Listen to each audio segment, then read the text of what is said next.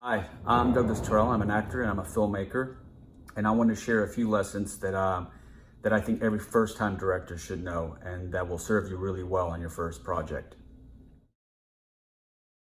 I think the first thing you should do is read and research. Read at least 2 books.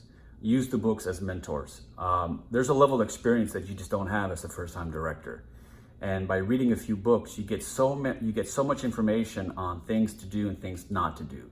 From how to direct a scene to how not to direct a scene, what scenes to never film, things you should never do, from positions and crew and people in your crew that you must have, where to save money, where to spend your money, what to do with locations. And those are things that, if you've directed multiple projects, you have that experience and you can apply it to your project. But when you've never directed a film, it's a level of experience that you just don't have. And by using the books as mentors and developing and reading and getting some research out of them, you use them as mentors, and they give you confidence when you direct your film. Talk to directors who have more experience than you. I was so blessed to talk to friends of mine who had directed really successful films and had a lot more experience than me, and they sat down with me and they gave me the do's and don'ts. And the lessons they gave me, they served me incredibly well when I came to set. And they made me feel like an experienced director because I was able to steal some of their experiences and use them as a way to build myself as a new director, to develop my own voice as a director. And you'll feel so much more confident when you come to set, knowing that at least you kind of have a guidepost and a roadmap of things to do and things not to do. So read and research. I think the next most important thing you need to do as a first-time director is storyboard your film. Storyboarding and knowing how to stage your actors is probably your homework as a director.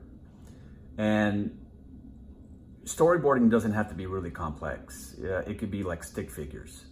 And that's what I did. I mean, I drew out stick figures of my film. And then I hired somebody off of Fiverr to a storyboard artist to render them really nicely for me. And you don't have to do that. I did that because I'm a little OCD and I wanted to give something really professional to my DP and the rest of my team. But the most important thing is for you to have an idea of what each shot needs to be. When you write a story, you don't really see it frame by frame. You kind of see it as this polished movie in your head. But in actuality, when you're shooting it frame by frame, take by take, scene by scene. It builds the film in your head. You realize, one, you have too many shots for a particular scene. You realize this is how I want to stage my actors.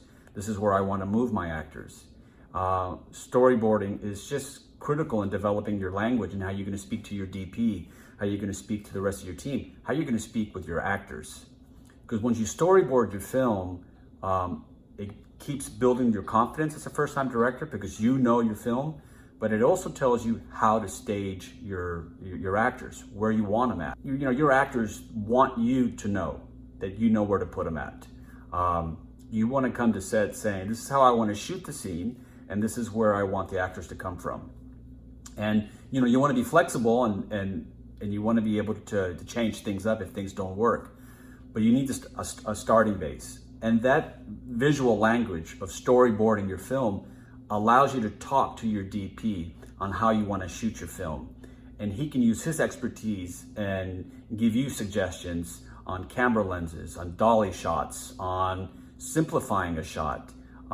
It lets him know how many shots are going to be in the scene, how many shots are going to be in the day, how is he going to approach it. It's probably one of the most time-consuming things you can probably do, but probably one of the most valuable things you can do, because you take a story that's written in words and you turn it into pictures. And you need to draw those pictures, and you need to create those pictures to realize how you're going to tell that story. So you get all these creative ideas when you storyboard your film that allow you to basically communicate your story to everybody, to your team and to your actors. And storyboarding to me it's just really important. It really is your homework as a director. I think every director, but every first-time director has to storyboard their film. Get a really good DP, a really good AD, a great production manager, and a really, really good production designer. Your DP is worth his weight in gold. As a first-time director, at least for me, I was intimidated by the whole idea of directing a film by myself.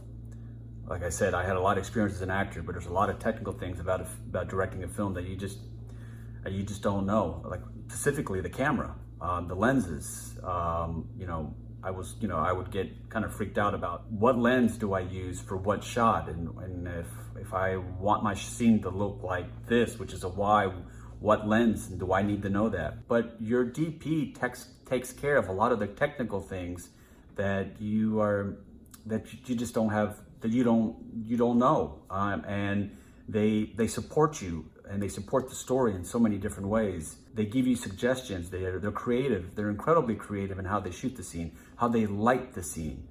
Every time I look, when I was going through the the editing phase of my web series, I see the scenes and I see his work, and his work was just amazing. We as actors or as directors, we forget that there's other creatives in the process of making a film. And when you're a first-time director, once you direct a film for the first time, you realize how many other creatives are part of a project, and how many talented people there are, and how many talented people it takes to make a project. Because it really is a tribe that makes the film. DPs are amazing.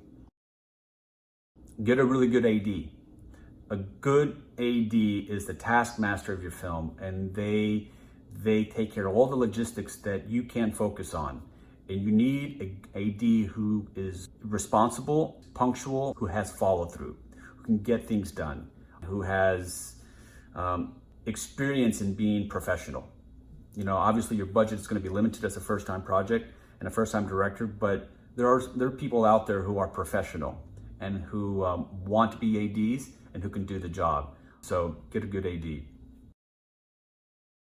Get a really good production manager. Kind of like an AD, they're going to support you in many other ways that you need to be supported. Making sure that catering is being handled.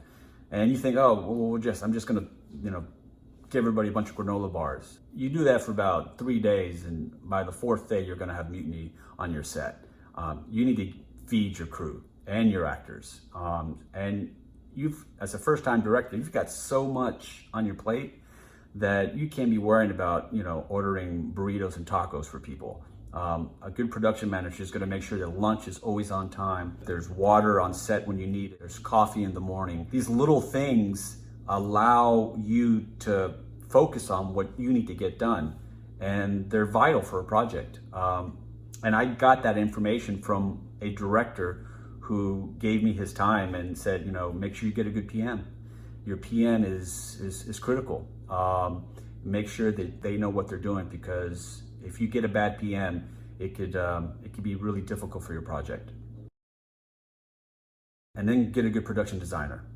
A good production designer is gonna take a little bit of money and just make it look like a lot of money. And they're out there.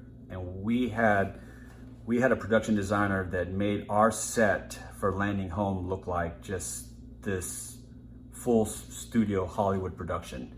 I mean, she was incredibly talented. Our story dealt with a veteran coming back to his home and living with his family and not having trouble, just struggling. And so we needed to create this environment of a home, of a kitchen, of his daughter's room, of the living room, of him being a veteran, pictures. And I would almost say that a production designer, and people would argue with me, but I feel, at least for my first project, my production designer was about as critical as my DP. Because when you're in the editing phase of your film and you look at your scenes, you are going to notice if there was production value and if you had a good production designer.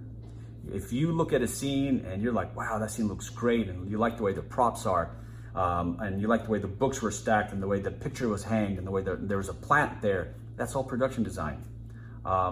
Once you get a good production designer, on your film, you will never look at a prop in a movie the same way again.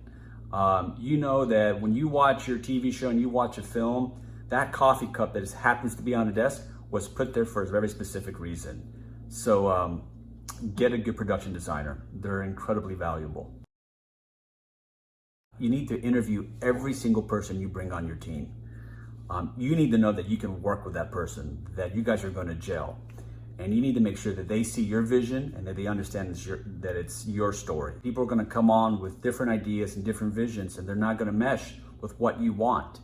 And again, you have so much on your plate that you want to make sure that whoever's working with you is there to support you and there to see your vision and your story. And that you can get along with them on set. You just have to find out if you're going to gel with that person, because the last thing you want to do is be on set with whoever, a DP, a production designer, a PM, an AD or a second AD, and you're not getting along with the person, because you just don't have time to stroke anybody's ego. They're kind of being kind of difficult and arguing with you, and they have a different vision, how they want to see the project, or if they're arguing with other team members, that's going to throw your whole set off. There's tension on the set and people are not working really well and people are starting to argue, and you just don't have time for that. You want to eliminate that. You want to make sure that person works well with you and everyone else on your film set. Chemistry is everything for your film. And if someone says, hey, I know a great person for a particular role, if you don't interview them, don't hire them, because you got to make sure that they're not going to mess up your chemistry on your film set. It's really important that you interview every single person. It's best if you can do it in person, but if you can't do it in person, at minimum, do it over the phone. Keep your emails organized. That is something that a lot of people undervalue when creating a project. But as a first-time director, it is incredibly valuable for you in the lack of stress or the lack of stress that you're going to have. Create a simple structure in your email, in your whatever email system you have, and just create some folders. My film was called Landing Home. I created a folder called Landing Home, and below that I had subfolders: contracts, actors, crew, team, catering. And anytime an email comes in that is corresponding to whatever folder, you put it in that folder right away. Because when you're shooting a project, most of the time, if you're a first-time director, you're also producing it, you're going to be getting so many emails from so many different people. And it's so much information, and it could feel overwhelming. I mean, your inbox could just be like a disaster zone.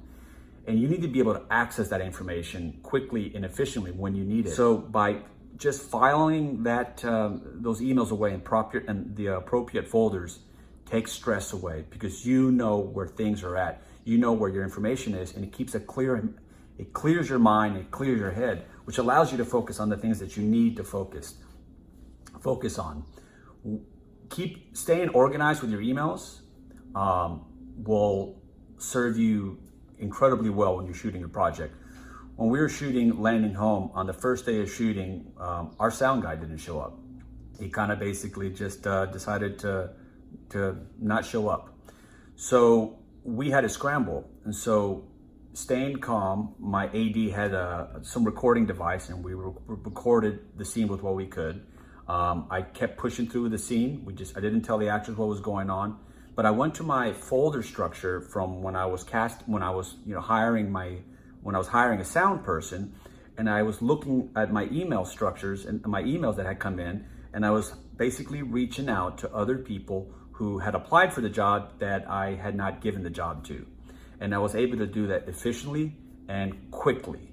If I would have kept all those emails in my inbox, so to say, I would have never been able to hire another sound guy that same day and have him on set for the second half of the day. And that's why you want to stay organized, because it allows you to lead the project cleanly and efficiently. I think being organized, specifically with your emails, but being organized in general, is what really allows you to, one, have confidence, but allows you to lead the film as a director.